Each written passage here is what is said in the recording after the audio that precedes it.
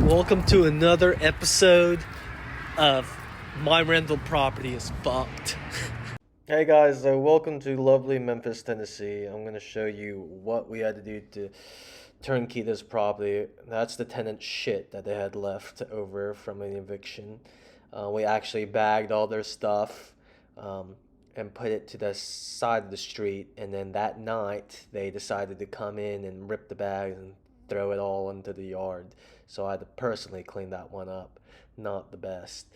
But this tenant surprised me because he paid us $1,000 for like 2 years, and then recently started not paying, and we had to go through the eviction process, and so it took like a month and a half to figure out he's not paying us back. It took another month and a half just to get a court date, and then another 10 days to do the set out. So honestly, all that was already 5,000 down the drain. So we're going to walk through the inside of this property and kind of just show you what they left in surprises for us. Right there's the oven. Definitely not in the best shape. Um, I don't even think I can use it again. A few holes in the walls, quite a pleasant present to give your landlord. And we weren't doing anything bad. I had no animosity with this tenant. I guess the money just got funny and they were getting sour that we had to evict them. But it's kind of unfortunate with how they left the property. Um, One thing that I haven't had before is they kind of let their dog kind of live in here, and all those small little dots that I pointed to are actually the dog's poop that they left. Dog or the tenant, I'm not sure, honestly. I wouldn't be surprised if it was the tenants. Um, but they they did some sheetrock work there. They ripped out my vents. Um, Left the floors a total disaster. More sheetrock work. Go into this room. They put stickers in the wall, which, I mean, that's nothing. But they ripped the doors down. Vent removed. Classic. Bathroom. Not the worst. Honestly, I've seen way worse, but we can just glaze the tub, um, clean up the tile. Um, I was trying to figure out if it was better to glaze the tile or just replace it in general. Um, but other than that, those were the only two big things I saw. Here, I don't know how that happened, if they were skateboarding in the middle of the hallway, but just so happened to have a hole or ripped out some of the wood. They punched two of my doors. Classic. Um, Floors, really, this room, not too bad. Just have to paint and sand and redo the floors. Here, they ripped out the vent. Um, this room, I'll show it again, but there was so much urine on the floor that the wood would buckle up. It was actually astounding how that just happened, how much urine. I thought I stepped in shit, so I had to just get out of there. So I'm going to show you a couple more pictures of the property and then what I'm thinking needs to be done to fix this up for the next good 10. So for the kitchen, the oven and the fridge need to be replaced. Um, the cabinets, what I'm thinking here is to repaint them. I'm going to keep the black handles and the black hinges. I think those are in pretty good shape, and the tile I think on the floor is in pretty good shape. They just need to be scrubbed down and cleaned. Living room and dining room, the floors just need to be redone, sanded, stained. The walls need to be painted here. Vents need to be put back. Blinds need to be put in, and the closet door just needs to be put back on. So the game plan here is to replace the floor tile, and we're gonna match it with the same ones that are in the tub surround. For the vanity, I was lucky enough to have a vanity stored in the warehouse from a recent flip, so I can still use that. For the tub, we're gonna reglaze that tub and then replace the toilet because there was a crack actually in the back of the toilet. So it was no good. Lastly, the game plan here on the bedrooms was to put ceiling fans in each bedroom that didn't have any, change all the receptacles and switches, and if there were any closet doors that had derailed, was just to put them back on. Of course, we're gonna paint the walls again and then pay attention closely to the floors. Here's an example of the dog that urinated all over the floors. You can see that the floors are kind of buckling up because how much urine had got into the floors. Um, there's a hole in the door and then the vents got ripped out. Here, again, I don't know how they did this, if they skateboarded on the hallways or something, but the amount of pressure that you have to put on that one piece of wood to really pop it off is beyond me. I just don't know how to. And this is the backyard. They did no upkeep at all, so we had just to remove all the leaves from the back. So here we are. This is phase one. Basically, paint all the cabinets, paint the ceilings, remove and replace all the receptacles, measure for blinds, any drywall patches. Go ahead and start it. Paint all the doors, paint all the trim. We put actually the tile for the flooring in that bathroom. You can see it matches the tub surround. We'll go back there in a second.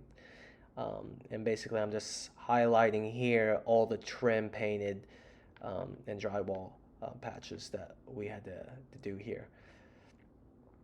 Here we are again. Here is the bathroom tile. Not grouted yet, but we'll get there. Here we are in phase two. Basically, we finished painting the walls. We started sanding some of the floors. Put blinds in. Put the closet doors back where they need to be on the rails. Put the ceiling fans back in, and we got some new doorknobs and new doors. Put a new vanity with new vanity lights, new toilet, and we reglazed the tub. Here you can already see it's looking a lot better. We have vent fans put, and here's 95% done. We just gotta put the appliances back in, and we're off to the races here. But that's the floor once it's stained. It came out pretty well. There are some darker spots because of some of the urine and dog, but I think it came out pretty nice. Receptacles are new, like I said. Vents are new. In bathroom is looking clean and cozy. We fixed those floors. This bedroom is looking way better. No stickers on the wall, no dirt on the floors. Here, this is the urine room with the dog. You can see a little bit of stains, but other than that, I'm happy with the results that came out of here. So hopefully now we can just have a nice happy tenant that will enjoy and live and love this house and just keep it nice and clean.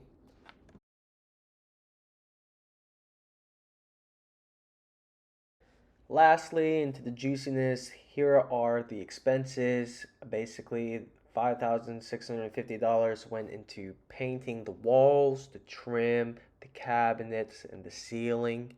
I also wanted to replace the hinges and the handles in the cabinets, update those a little bit. I know it doesn't really mean anything to update those, but if since we were going so in depth in fixing this house, might as well. So we did that. There was some trim that had ripped off near the laundry faucets that needed to be repaired. Some of the doors that had punches in them, some of the doors we could just mud and sand and repair it that way. Other doors we had to buy a new door. We also got new doorknobs throughout the house. So all the doorknobs are new. Again, you don't have to do that, but since we were going so in depth in this, I decided to just move forward with it. And then that 5600 also included replacing the bathroom tile floor. Next, we had to replace the toilet. There was a crack in the back, so it cost about 150 to sand and stain the floor. Usually staining the floor is $2 a square foot, but because we had to replace some of the pieces of wood in there, it went to $3 a square foot, which came out to 1900. I also wanted to replace all the switches and receptacles. I did notice some of the receptacles had signs of burn on them, so I wanted to make sure everything was up to code. I also added ceiling fans in each bedroom. You don't have to do this, but it also differentiates you from your competitors that don't have fans in the bedroom. Uh, I also needed to replace all the plumbing and pipes in the attic. There was actually an ice storm that came through Memphis, Tennessee, and froze a lot of the pipes if there was no water, or if you didn't turn your water on and let it slowly trickle. If there was water in the pipes, it would make the pipes burst. So we had to actually replace all the pipes upstairs, which was like 85% of the plumbing. So we did that and insulated the pipes. The tenant also clogged our sewage lines, so we had to snake the line 3 times, and then we found there was like tampons and other debris that you shouldn't flush down the toilet.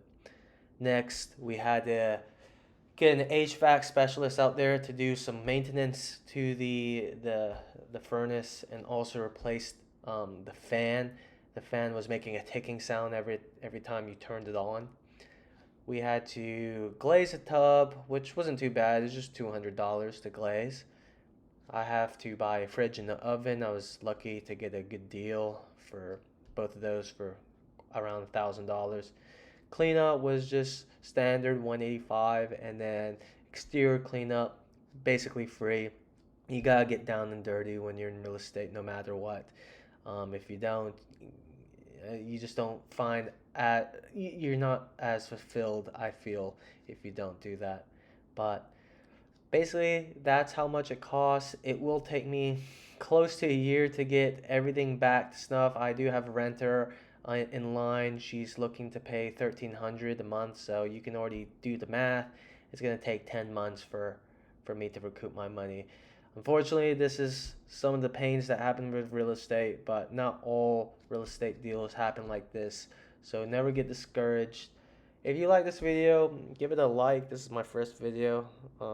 If you want to comment, I can try to make more if people like it. And